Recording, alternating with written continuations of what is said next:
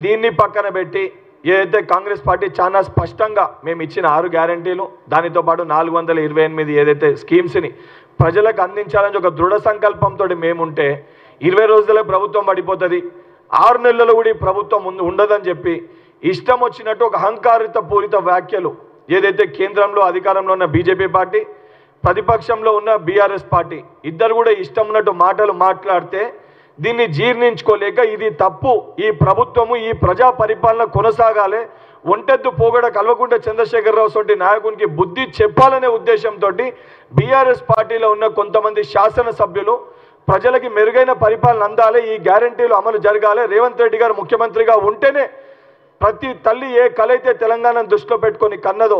ఆ కళ నెరవేరాలని చెప్పి సోనియమ్మ తెలంగాణ రాష్ట్రం ఇచ్చిందో ఆ కళ సాకారం కావాలంటే రేవంత్ రెడ్డి గారితో సాకారం అవుతుంది రేవంత్ రెడ్డి గారి వెంట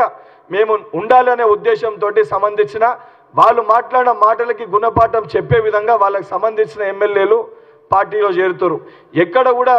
రేవంత్ రెడ్డి గారు కానివ్వండి కాంగ్రెస్ ప్రభుత్వం కానీ మేము భయభ్రాంతులకు గురి చేసో భయపెట్టో బ్లాక్మెయిల్ చేసో మా పార్టీలో చేర్చుకునే ప్రయత్నం మేము చేస్తలేం ఎక్కడ కూడా గతంలో వారు చేసినట్టు వారు చేసుకున్నదే వారి రకమైన వారు వ్యాఖ్యలు చేస్తారు వారు సొంత పార్టీ ఎమ్మెల్యేలని సంబంధించి కొంతమంది ఎమ్మెల్యేలతో మాట్లాడని ఇది మీరు ప్రశ్న మాట్లాడని ఒత్తిడి చేసి ఒక దొరలెక్క పరిపాలించాలనుకుంటే ప్రతిపక్షంలో ఉన్నప్పుడు కూడా దొరలెక్క పరిపాలించాలనుకుంటారు మా బాధ ఆవేదన చెప్పుకోలేకపోతున్నాము ఇది ఎక్కడ పరిస్థితి మా నియోజకవర్గ ప్రజలు మమ్మల్ని తిడుతుర్రు అని చెప్పి అక్కడ ఉన్న ప్రజల ఒత్తిడి మేరకు వారు పార్టీ మారడం జరుగుతుంది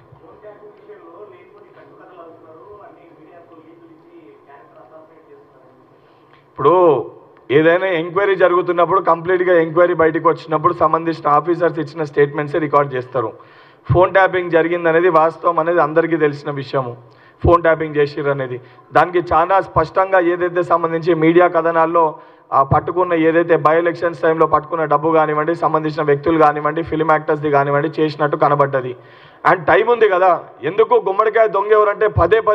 అది వద్దు అని చెప్పని ఎందుకు కేటీఆర్ గారు ఓవర్ రియాక్ట్ అవుతారు నిజంగా మీరు తప్పు చేయలేదో మీరు ఎవరి ఫోన్ ట్యాప్ చేయలేదంటే ఎంక్వైరీ జరిగినాక బయటికి వస్తుంది కదా ఎవిడెన్స్ తోటి ఏమేమి జరిగినాయి ఏదైతే జరగలేదో న్యాయపరంగా